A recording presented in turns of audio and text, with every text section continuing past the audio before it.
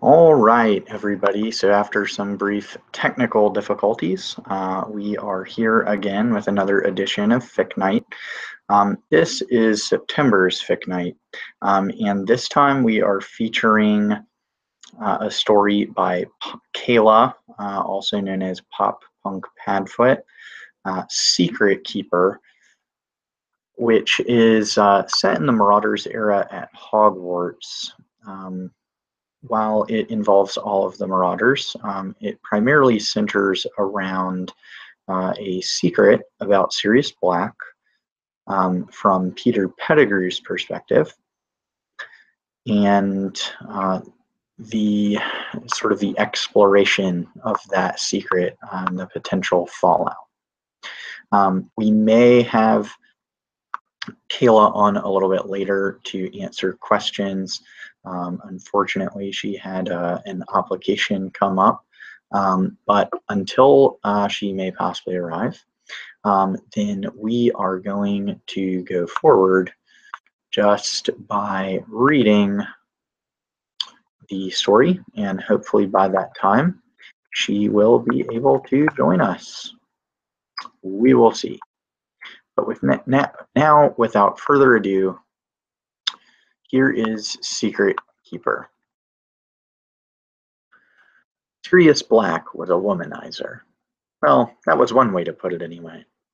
There were others, but they weren't so polite. Slut, maybe. Casanova. Lady killer. Whatever. The point was, Sirius had been with a lot of girls. A good handful from their own year. Even a fair few from the year above them. Even one or two Slytherins. And the Slytherins pretty much hated the Marauders as a rule. Peter wasn't really keeping track. Really, he wasn't. It wasn't like he was keeping a list or something. He just tended to notice things. Anyways, it was hard to know exact numbers because Sirius didn't really talk about his conquests very much, not even to brag. But even though Peter didn't have an exact number, he knew that it was an impressive number, a number that put the rest of the Marauders to shame. Peter also knew that Sirius had his first kiss back in third year, a full year before Peter and a good year and a half before James or Remus. And he knew that the longest he'd ever dated a girl had been about 2 months, and that Sirius made talking to and getting with girls look so much easier than it actually was. Peter had had exactly 2 girlfriends, and towards the beginning of the year, he'd had a bit of a casual thing going on with Elaine Cleary from Hufflepuff. He wasn't at all displeased with that number. 3 was a respectable number of girls to have gotten with, and besides, Remus had never dated anyone, just snogged a few girls at parties, and James was too busy pining after Lily Evans to do much dating or snogging. So Peter thought he was doing quite well, actually. Sirius was an anomaly. He'd tried to ask him for tips a few times, though. Maybe there was some sort of art to it, and it wasn't just Sirius being 13 different flavors of irresistible or whatever. But Sirius always brushed off his questions. He'd said with a shrug the last time Peter had broached the subject, "I don't know what to tell you. Girls just love me." Which wasn't very helpful, but at least left Peter feeling reassured that Sirius didn't have some secret he was keeping from the rest of them. Sirius's latest girlfriend was Marlene McKinnon, or, well, had been. They had broken up, or rather she had broken up with him, which was very unusual. Honestly, most of the time there was no breakup per se, just a mutual drifting apart. And when there was an actual breakup, it was usually, although admittedly not always, him doing the breaking. But Marlene had broken up with him. And while that was unusual enough on its own, even more unusual was the fact that Sirius seemed upset about it.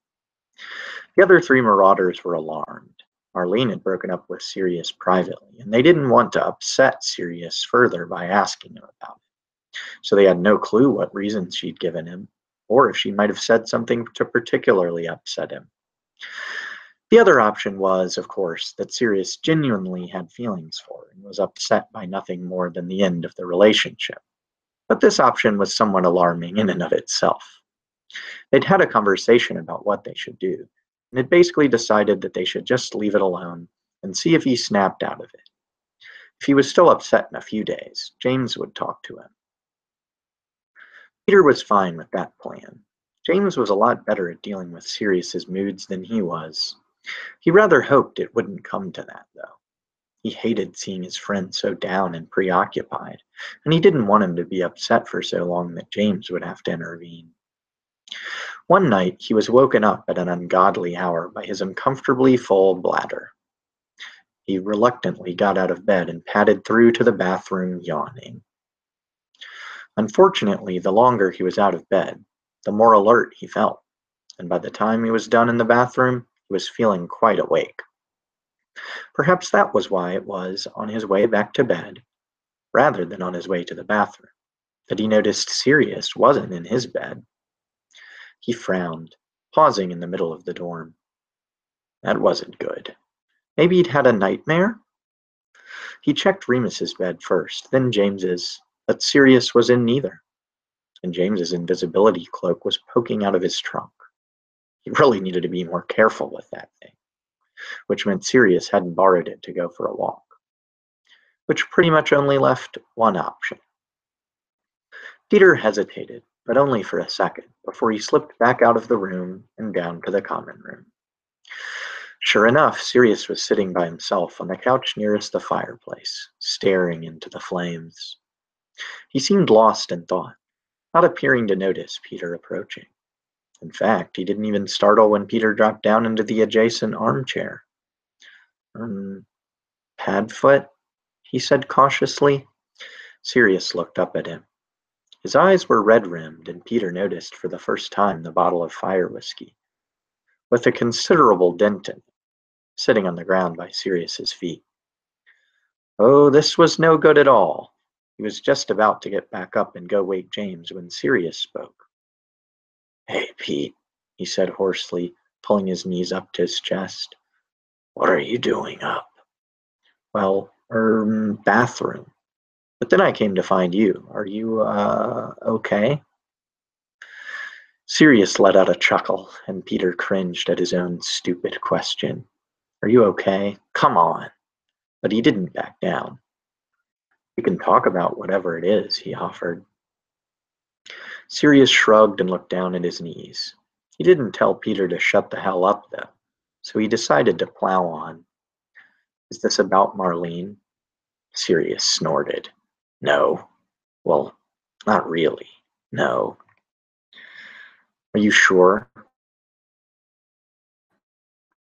Understandable, even if it's unusual. And I'm gay, Sirius interrupted.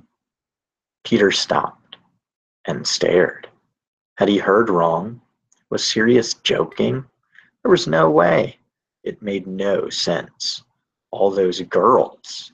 But Sirius certainly didn't look like he was joking. In fact, it looked like there were tears brimming in his eyes. With a sad little sniffle, he squeezed his eyes shut and buried his head in his arms. Peter suddenly realized his mouth was hanging open and snapped it shut. He hadn't come into this conversation prepared for this. Seriously? Had he heard right? What? He asked, just to be sure.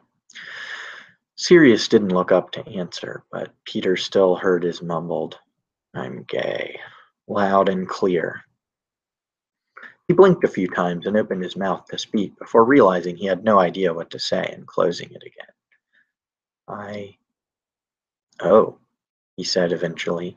Well, that's unexpected, but Sirius pulled his head out of his arms, but he looked so thoroughly miserable that Peter almost wished he hadn't, as it was making him want to cry himself. I thought I could make it go away, he whispered, if I tried hard enough. I thought if I got with enough girls, I'd start to like it. He swiped at his eyes, a look of frustration briefly passing over his face, and sighed heavily. But I still don't. I can't do it. I can't stop thinking about blokes. And I hate it, Pete. He was crying in earnest now, and Peter felt absolutely horrible. He was opening and closing his mouth, hoping something brilliant would come to him, but nothing did. Marlene, she figured it out, Sirius continued. I don't really know how. She said she could just tell that I wasn't enjoying myself with her, not really, and that she'd put two and two together. She said she had nothing against me, and she wouldn't tell anyone. That she didn't want to be with someone who didn't really want to be with her, which is fair enough. But the thing is, Wormtail, I like Marlene as a person, and I thought maybe if it was a girl I liked as a friend, I could make it into more. But it didn't bloody work. If that didn't work, I don't know if anything will. I don't know what else to do. Peter looked on helplessly as Sirius fisted his hands into his hair and curled up tighter. He knew he wasn't going to be able to say something that would make Sirius instantly feel completely better, but he wished he could at least think of something. He racked his brain for a few minutes, but didn't come up with anything. He ended up getting off the armchair and plonking himself down next to Sirius on the couch. Cheer up, Padfoot, he said encouragingly, slinging an arm around his shoulders. You don't need to like girls. You're not hurting anybody. James and Remus will be fine with it. His words didn't quite have the intended effect. Sirius looked up abruptly and glared at him. No, they won't, he snapped, because they're not going to find out. Ever. This is between us, Wormtail. You can't tell anyone, okay? Peter nodded meekly. He wasn't going to argue the point. It was up to Sirius, and he could understand the hesitation. Promise me, Peter, Sirius said sternly. Promise you'll keep this a secret. I promise, Peter squeaked. Now please come back upstairs. Sirius waved a hand at him dismissively, turning his attention back to the fire. I'll come up when I'm ready. Good night, Wormtail. Peter, recognizing the emphatic end of the conversation, reluctantly did as he was told. There was just no use arguing with Sirius when he was like this. He just hoped Sirius wouldn't take his hangover out on him tomorrow. He almost thought he'd dreamed the whole thing when he woke up the next morning. But then Sirius woke up too, and immediately groaned melodramatically and pulled his pillow over his face. Yep, hangover. The whole way down to breakfast, Sirius was scowling. Remus was sighing, and James was having a silent fit of worry. Exactly what he was thinking, that things were much worse than they'd thought, which wasn't inaccurate, exactly because Sirius certainly was more upset than they'd suspected. But he wouldn't say things in general were worse. Just different. Very different. As they walked into the great hall, they passed Marlene, who gave Sirius a sad little smile. This, predictably, put Sirius in an even fouler mood. He didn't say a word all through breakfast, and he stabbed at his food with such ferocity that Peter caught James wincing once or twice. He was in a bad mood all day, and he also kept glaring at Peter, which was disconcerting and a little bit hurtful because Peter hadn't done anything wrong. Sirius was the one who'd gotten drunk on a school night and made a confession that he now apparently regretted. That wasn't Peter's fault.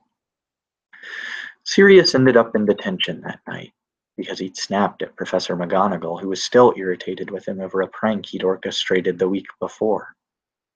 While he was gone, James called an emergency meeting in the dorm room.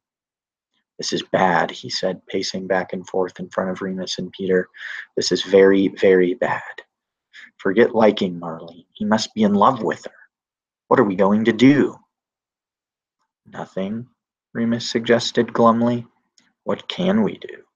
It's not like we're going to give Marlene a love potion or something. We're not terrible people. We might just have to let him mope until he feels better. James groaned. There must be something we can do to help him. We can't just leave him to feel like shit. Peter listened to this exchange silently. He didn't want to speak up and say that they were wrong because he wasn't sure how he would explain himself without breaking his promise. But now he decided to say something. I don't think we need to come up with some sort of scheme, he said, making himself sound as firm as possible, which was still not very. I think we just need to be there for him. Let him know that we support him and stuff. That he can talk to us about anything. Remus and James just stared at him. They both looked rather floored. Whether this was because of the contents of his words or because of the fact that he'd spoken up at all, Peter couldn't tell. But he wouldn't be particularly surprised by either. Very pragmatic, Pete, James said eventually. But I still feel like we need to do something more elaborate. Maybe we should set him up with somebody. We could throw a party as an excuse. No, Remus said with a frown. No prongs. I think Peter's right.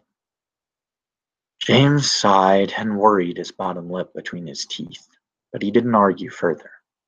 Not too long after that, Sirius returned from his detention. He flounced into his bed and drew his curtains shut sharply, without saying a word to any of them. The next morning, Peter pulled him aside on the way down to breakfast and told him about the meeting. I think you should tell them, he finished. James is worried sick, and it probably won't be long before he does something stupid to try and get you and Marlene back together or something. They wouldn't judge you if that's what you're worried about. If that's what you're worried about. Peter wanted to smack himself. Obviously, that was what Sirius was worried about. But his point still stood. Sirius was scowling at him. You can't say that for certain, he snapped. Let James do what he wants. Hell, if he could get me and Marlene back together, that'd be great. Certainly be better than telling him and losing my best friend. You wouldn't. Peter started to protest, but Sirius turned on his heel and stormed away. By that evening, Peter had just made up his mind to leave it. It was Sirius's decision to make. Peter didn't want to meddle, and he most certainly wasn't going to force his hand. But then he caught Sirius crying in the shower, and he decided that something had to be done. There had to be some way he could help without breaking his promise or forcing Sirius's hand. And then he came up with a plan. The next day was Friday, and after classes were over, Remus went to the library to get a head start on their potion homework, like the total swot he was. James went with him, allegedly to do the same, but more likely to either gawk at Lily Evans or try to get Remus in on a plan to help Sirius. And Sirius went to their dorm to mope, which worked perfectly. Peter left him for about 15 minutes before following him up. I have a plan, he announced, shutting the door behind him. Oh no, said Sirius from under his pillow. It's a good plan, Peter whined, walking over and tugging Sirius's pillow away. It'll make you feel better. Does it involve telling James and Remus that I'm a queer? Sirius asked grumpily, clearly smarting from the loss of his pillow. No, but it does involve the two-way mirrors. Sirius looked rather intrigued despite himself. And what do I have to do? Absolutely nothing. Well, besides telling me where James's mirror is and then staying here and being quiet. And that's going to make me feel better. How exactly? Sirius asked skeptically. Trust me, will you? Sirius eyed him up for a minute, but finally relented, and before too long, Peter was on his way down to the library, with James's mirror activated, silenced, and tucked into his robes. As he had very much suspected would be the case, Remus was sitting at a table by himself, down the end of one of the more obscure potions aisles, with a roll of parchment in front of him, and James was nowhere to be found. Since he had already found Remus, and he couldn't imagine Sirius's patience holding out much longer, he decided to start there. Hey, Moony, he said, making sure his voice was quiet enough to avoid incurring Madame Pence's wrath, while still being loud enough for the mirror to pick it up. He plopped himself down into the chair next to Remus and peered at his parchment. How's the essay going? Fine, Remus replied absent-mindedly. What's up? Well, Sirius. That drew Remus's attention away from his parchment. Obviously, he said slowly, clearly trying to work out where Peter was going with this line of questioning. I was just wondering if there was anything he could do or tell you that would make you not want to be friends with him anymore." Remus was silent. He looked back down at his parchment and picked his quill back up, but he didn't start writing again. After a long moment of silence, Peter was starting to panic a little. He was about to say something else, offer an example maybe, when Remus finally spoke. "No," he said firmly. "Peter, you and James and Sirius, you found out about me. Not only did you stay friends with me, you all learned some seriously complicated magic just to help. There's nothing any of you could do or say, short of joining the Death Eaters, or I don't know, getting on a table in the Great Hall and yelling out that I'm a werewolf, that would make me not want to be your friend anymore." Peter let out a sigh of relief, and Remus looked up at him sharply. He barely resisted the urge to clap his hand over his mouth. "Why do you ask?" Remus asked, squinting. No reason," Peter squeaked, scrambling out of his chair. "Bye, Moony. See you later." And he hurried off to find James. James was at the other end of the library, near the restricted section. He was not, though, ogling Lily Evans, who was nowhere in sight. In fact, the section was deserted. Obviously, he was also not working on his essay. That would be absurd. He was, however, scribbling furiously on a piece of parchment. A plan regarding Sirius, perhaps? Peter went up on his tiptoes to check, and saw what looked an awful lot like a poem, and he distinctly caught the word "emerald eyes." He smiled gleefully, but thankfully managed to stifle a snort of laughter. He was so going to tell Remus and Sirius about this later. They could probably craft some sort of brilliant prank out. Right now, though, he was on a mission. "Hello, Prongs," he said in the most measured tone possible. James jumped violently and shoved his parchment into his bag with impressive speed. He then spun in his chair to face Peter, a very forced, casual expression on his face. "Hey, Wormtail, I was just working on my essay. What's up?" Peter, since he was on a mission, put aside the fact that James had not been working on his essay. "Just wanted a word." "About what?" "Nothing important, really." James looked at him expectantly, and Peter rocked on his heels for a moment before blurting out the same thing he'd said to Remus. "No, serious?" James blinked. "Is this a trick question?" Peter shook his head and he frowned. "I know them. Why are you asking if I know Sirius? Have you hit your head on something?" "No," Peter huffed. "I just wanted to know, is there anything he could tell you, or anything he could do that would make you want to stop being friends with him?" This did not make James look any less confused, for obvious reasons. "Well, I suppose if he marched into our room and announced that his mother was right after all, Voldemort seems like a great bloke, I'd be a bit put off." "Seriously, Pete, what the hell?" "What if he told you," Peter pressed on, his palms sweating a little, "that he actually doesn't like something we all thought he liked, and that he actually likes something else instead? Or maybe it's something that's kind of frowned upon and he's nervous about what you'll think?" James just stared at him blankly, and Peter found himself continuing, although he probably shouldn't have.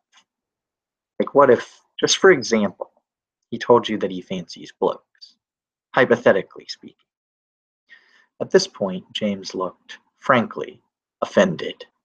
Peter panicked internally for a second, thinking James might say something extremely unhelpful, such as Sirius, our Sirius, Sirius who's had about a jillion girlfriends, one of those, and then maybe a rude word or two. But when he spoke, he said nothing of the sort. "He's my best mate," he said indignantly. "He's my brother. If he told me he was gay, I'd say good on him. Really think I'd hate him or stop being friends with him over something like that?" "No," Peter said hurriedly. "Of course not. I was just asking. It's a hypothetical question." That made James relax a little, but his "I'm worried" expression had replaced his offended one. "I just want him to be happy," he sighed, "which is, incidentally, why I really wish you and Mooney would help me work out a plan to get him and Marlene back together." Peter said awkwardly. "Yeah, maybe not right now, though. I have to go fold my socks." And he sped off before James could call him out on what a terrible excuse that was.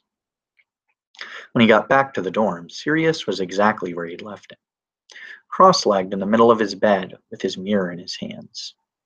He looked up when Peter entered and gave him a smile that was only slightly wobbly. "Nearly blew it at the end there," he said. "I need to go fold my socks? Honestly, Wormtail. And all that hypothetical question stuff. You nearly gave me a bloody heart attack." "I know," Peter groaned. "I panicked. But did all that make you feel a bit better at least?" "I suppose." Sirius looked back down at his lap and bit his lip. He certainly didn't look like he felt much better. I don't know, Pete." Peter sighed and sat down on his own bed. "I'm not pressuring you, okay? You don't have to tell anyone anything if you don't want to, but you've obviously been stressed out. I mean, I'm not sure about the specifics, but I'm guessing you're worried Marlene will tell someone, or everyone will just start guessing like she did. And James and Remus are really worried. So, since you just heard what they think, it seems like telling them would make all three of you feel better. But it's up to you," he amended hurriedly. "Did you legilimency on me or something?" Sirius asked after a beat. "And since when were you so eloquent? What other talents have you been hiding?" "Just noticed things," he was about to answer. But before he could, the door swung open and James and Remus walked in. They'd been bickering about something when they'd opened the door, probably some harebrained scheme of James's, but they stopped short at the sight of Peter and Sirius sitting around looking all solemn. Hello," James said. "Everything all right?" Sirius and Peter exchanged a small glance. Then slowly, but surely, Sirius smiled. "Hello, you two," he said. Somehow he managed to sound nervous and confident all at once. He shot a quick glance at Peter before looking back to the doorway, meeting James's eyes, then Remus's. And his smile grew slightly wider. "I do believe I have something to tell you." All right, so that was Secret Keeper by Kayla, aka Pop Punk Padfoot. And though she has not been able to join us so far, she has answered some questions that I had posed, just in case she was not able to join us. And so I'm going to ask those out loud to you right now, and I'll read you Kayla's answers to each question. So first I asked, and me being me, you know me at all, of course the questions led with a statement. But I said, this is a very different take on Playboy Sirius, which you mentioned in your author's note. Was there a moment or a special bolt of inspiration behind that decision?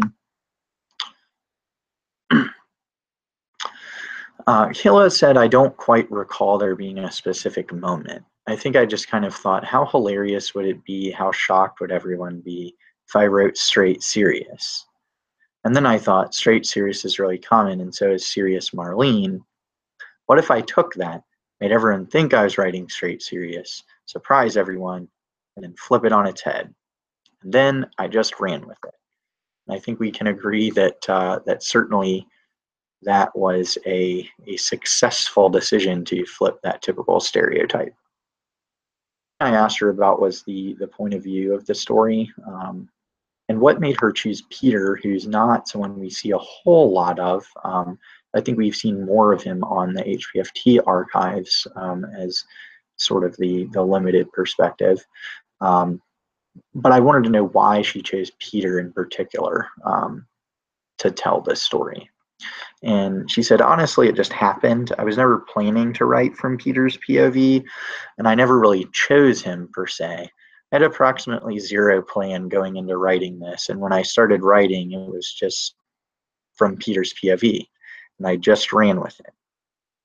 So the moral of the story so far is maybe we should all just run with it a little bit more often.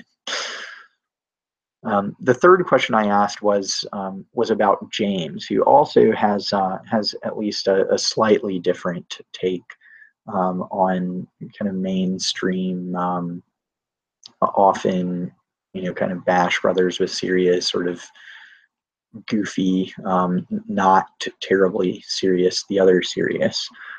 So I asked her, why so serious about James in this story? Her response was that she thought, and this is a thought that I share too, that it's entirely possible, and in fact necessary, for James Potter to be a multifaceted character.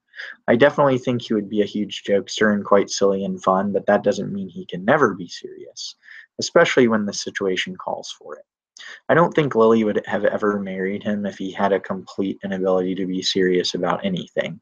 And I think he's someone who cares extremely deeply about his friends, is entirely capable of being worried about them and serious about their troubles.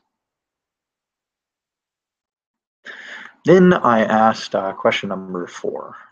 You've written a number of stories, and certainly I think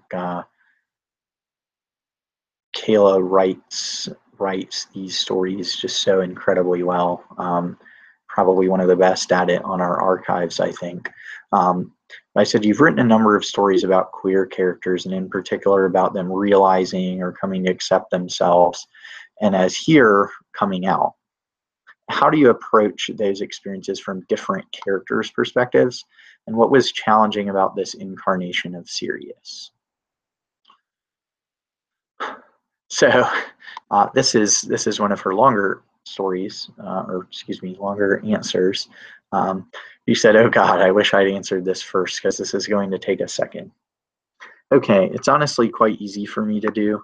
I think I have fairly strong conceptions of Sirius and Remus. I believe they're the only two I've written about.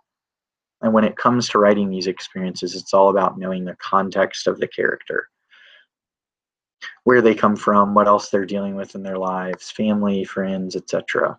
The way I approach Remus always keeps in mind that he's been lonely a lot in his life, and that he's also dealing with lycanthropy, that he's very used to hiding.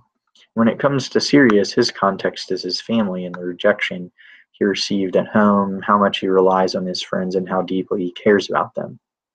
I think what was challenging here was towing the line with the comedy. I wanted to make the story fairly lighthearted, but I was extremely concerned that that would make Sirius's emotional state and intense reactions come off as comical.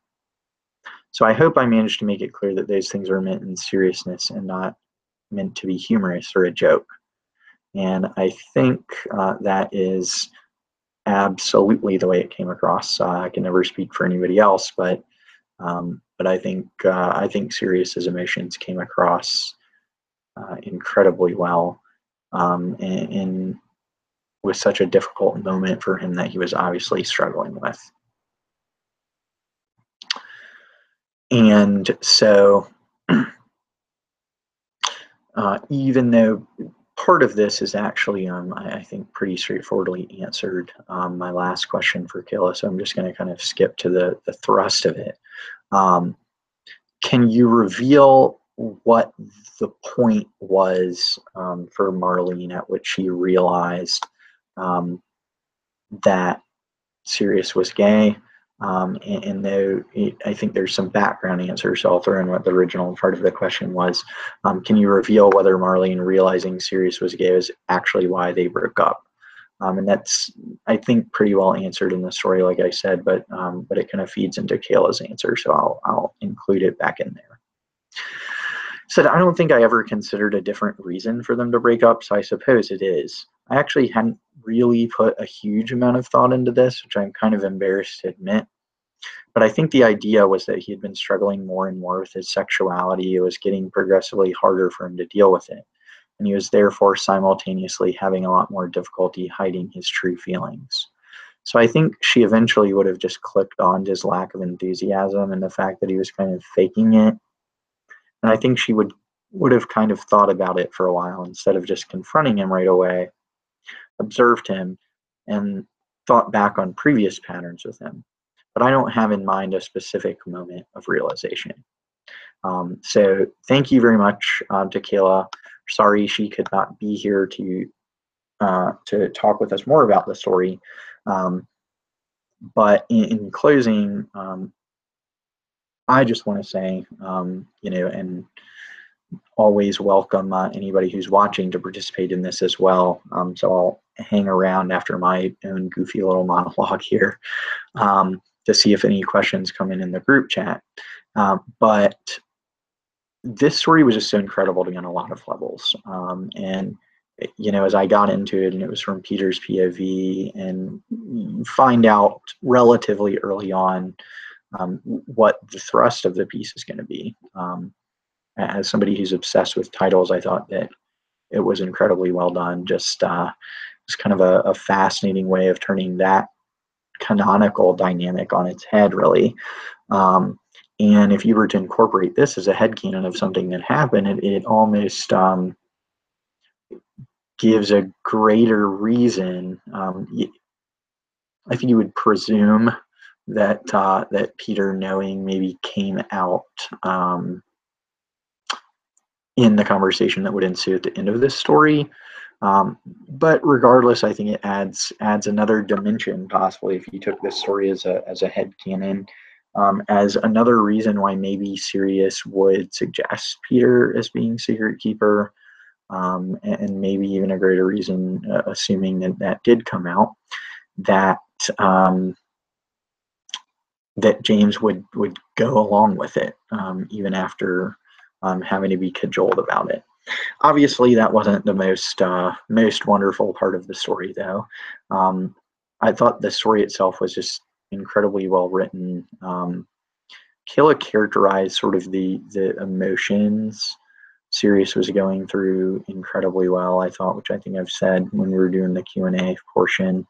But she really balanced that line between Sirius's underlying personality, where he's gonna come out, even if they're in a snarkier tone with these quips and snapbacks, when he's responding to somebody, like he does with Peter. So we didn't lose that part of his character, but we also got really the depth of what he was struggling with. And she made his physical behaviors, I think, match those emotions very well, that you could really visualize what Sirius was going through. Particularly, he'd been drinking on the couch, and he's kind of he's in such a vulnerable state that he's been drinking, and he curls himself up, essentially. He doesn't lay down, go completely fetal, but into an almost fetal position there. He's so afraid of what his identity being revealed might mean, particularly for his friendships.